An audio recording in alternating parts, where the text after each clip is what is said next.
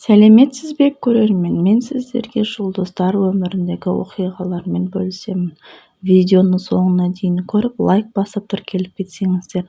Әнші Төреғали Төреәлі тағы бірнеше күнге қамалатын болды. Бұл туралы Алматы қалалық баспасөз сотының қызметі хабарлады.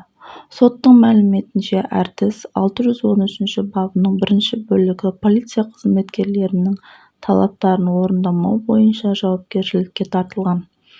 Іс сотқа 16 маусымда түсті, 21 маусымда қаралды.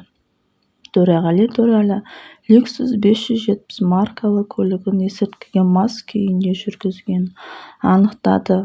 Майлин көшесімен солтүстік бағытта келе жатып, ол патрульдік полицияның көлікті тоқтату туралы талабын орындамаған делінген сот хабарламасында. Төреғали Төреәлі кінәлі деп танылып, 3 күнге қамау туралы әкімшілік жаза тағайындалды. Ол осы бап бойынша 40 айлық айыппұл салу немесе 3 күнге дейін қамау қарастырылған.